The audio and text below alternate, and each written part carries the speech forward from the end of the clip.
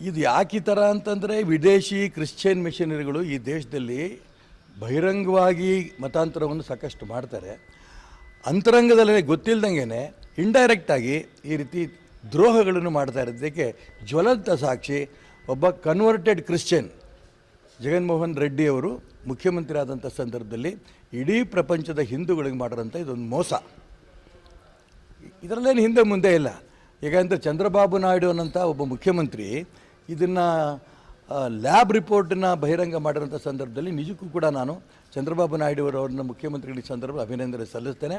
ಆ ಜಗನ್ಮೋಹನ್ ರೆಡ್ಡಿ ಯಾರಿದ್ದಾರೆ, ಆ ಪುಣ್ಯಾತ್ಮ ಮಾಡಿರೋಂಥ ದುಷ್ಕೃತ್ಯಕ್ಕೆ ತಕ್ಷಣ ಅವ್ರ ಮೇಲೆ FIR ಹಾಕಿ ಅರೆಸ್ಟ್ ಮಾಡಿ ಅವ್ರು ಜೈಲಿಗೆ ಕಳಿಸ್ಬೇಕು. ನಂಬರ್ 1.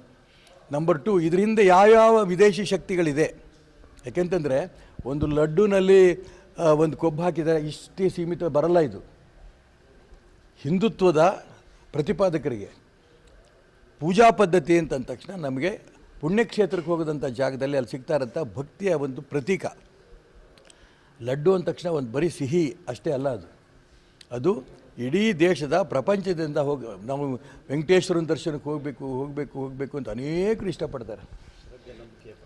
ಆ ಶ್ರದ್ಧೆಗೆ ಒಂದು ರೀತಿಯ ಭಂಗ ತರೋ ರೀತಿಯಲ್ಲಿ ಈ ಹಿಂದಿನ ಮುಖ್ಯಮಂತ್ರಿ ಮಾನ್ಯ ಜಗನ್ಮೋಹನ್ ರೆಡ್ಡಿ ಅವರು ಮಾಡಿದ್ದಾರೆ.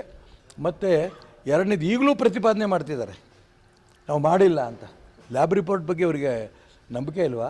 ಓಲಿ ಅಷ್ಟೇ ಅಲ್ಲ, ಅಲ್ಲಿಯ ಅಧಿಕಾರಿಗಳು, ಅಲ್ಲಿಯ ಅರ್ಚಕರು ತುಂಬ ಸ್ಪಷ್ಟವಾಗಿ ಹೇಳ್ತಾ ಇದ್ದಾರೆ, ನಾವು ಇವ್ರಿಗೆ ಹೇಳ್ತಾ ಇದ್ವಿ ಇದು ಕಲಬೆರಕೆ ಆಗಿದೆ ಲಡ್ಡು, ಇದ್ರ ಬಗ್ಗೆ ಗಮನ ಕೊಡಿ ಅನ್ನಂತ ಹೇಳ್ತಾ ಇದ್ದರೂ ಕೂಡ ಅವರು ತಾತ್ಸಾರ ಮಾಡಿಕೊಂಡು ಗೊತ್ತಿರೋದಕ್ಕೋಸ್ಕರ ಅಲ್ಲಿಯ ದನದ ಕೊಬ್ಬು, ಏಕೆಂದರೆ ದನ ಅಂತಿದ್ದಂಗೆ ಗೋಮಾತೆ ಅಂತ ಪೂಜೆ ಮಾಡೋಂಥ ದೇಶ ಇದು.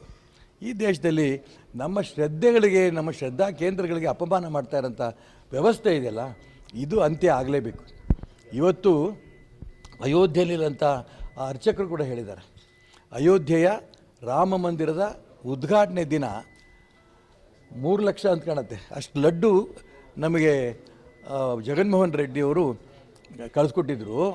ಅದನ್ನೇ ನಾವು ಜನಗಳಿಗೆ ಹಂಚಿದ್ದೀವಿ ನಾವು ಅಂತ ಅವ್ರು ಹೇಳಿದ್ದಾರೆ. ಪಾಪ ಎಷ್ಟು ನೊಂದು ಹೇಳಿದ್ದಾರೆ ಅನ್ನೋದು ನಾವೆಲ್ಲ ಕಾಣ್ತಾ ಇದ್ದೀವಿ. ಹಾಗಾಗಿ 100ಕ್ಕೆ 100 ವಿದೇಶಿ ಸಂಚಿದೆ. ಅದಕ್ಕೋಸ್ಕರ ನಾನು ಹೇಳ್ತಿರೋದು, ಇದನ್ನು CBI ತನಿಖೆಗೆ ಹಾಕಬೇಕು. CBI ತನಿಖೆ ಹಾಕಿ ಕೇಂದ್ರ ಸರ್ಕಾರ ನೇರವಾಗಿ CBI ತನಿಖೆಗೆ ತೊಗೊಳಕ್ಕೆ ಬರಲ್ಲ.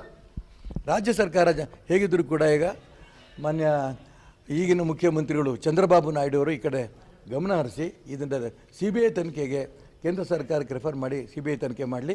ಇದರಲ್ಲಿ ಯಾವ್ಯಾವ ವಿದೇಶಿ ಶಕ್ತಿಗಳಿದ್ದಾವೆ, ಯಾವುದ್ಯಾವ್ದು ಕ್ರಿಶ್ಚಿಯನ್ ಮಿಷನರಿಗಳಿದ್ದಾವೆ, ಇವರಷ್ಟು ಜನ ಹೊರಗೆ ಬರ್ತಾರೆ.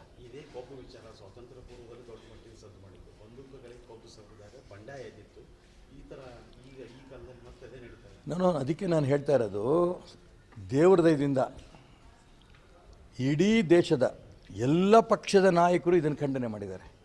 ಅದು ಕಾಂಗ್ರೆಸ್ ಇರ್ಬೋದು, BJP ಇರ್ಬೋದು, JDS ಇರ್ಬೋದು, ಎಲ್ಲ ಪಕ್ಷವೂ ಕೂಡ ಈ ಹಿಂದೂ ಸಮಾಜದ ಮೇಲೆ ಆಗಿರೋಂಥ ಇದೊಂದು ಅಪಮಾನ, ಇದೊಂದು ಆಘಾತ, ಇದನ್ನು ಯಾವುದೇ ಕಾರಣಕ್ಕೂ ಸಹಿಸಲ್ಲ ಅನ್ನೋದು ಮಾತನ್ನು ಕಾಂಗ್ರೆಸ್ಸಿನ ಅನೇಕ ಮಂತ್ರಿಗಳು ಹೇಳಿದ್ದಾರೆ, JDS ಪ್ರಮುಖರು ಹೇಳಿದ್ದಾರೆ, ಭಾರತೀಯ ಜನತಾ ಪಾರ್ಟಿಯವರು ಅಂತ ಹೇಳ್ತಿದ್ದಾರೆ. ಹಾಗಾಗಿ ಇಡೀ ದೇಶ ಇವತ್ತು ಗೋವಿನ ಬಗ್ಗೆ ಇರೋಂಥ ಶ್ರದ್ಧೆ, ತಿರುಪತಿಯ ತಿಮ್ಮಪ್ಪನ ಬಗ್ಗೆ ಇರೋಂಥ ಶ್ರದ್ಧೆ, ಗೋವಿನ ಬಗ್ಗೆ ಆ ಲಡ್ಡುನಲ್ಲಿ ಬೆಳೆಸಿರೋಂಥ ಒಂದು ವ್ಯವಸ್ಥೆ, ಇದನ್ನೆಲ್ಲ ಗಮನಿಸಿ ಎಲ್ಲರೂ ಕೂಡ ಒಂದಾಗಿ ಅವ್ರ ಬಗ್ಗೆ ಕ್ರಮ ತಗೋಬೇಕು ಅಂತ ಹೇಳ್ತಾ ಇದ್ದಾರಲ್ಲ, ಇದನ್ನು ನಾನು ಸ್ವಾಗತ ಮಾಡ್ತೇನೆ. ತಕ್ಷಣ ಮಾನ್ಯ ಚಂದ್ರಬಾಬು ನಾಯ್ಡು ಮುಖ್ಯಮಂತ್ರಿಗಳು ಇದನ್ನು CBI ತನಿಖೆಗೆ ರೆಫರ್ ಮಾಡಬೇಕು ಅಂತ ಒತ್ತಾಯ ಮಾಡ್ತೇನೆ.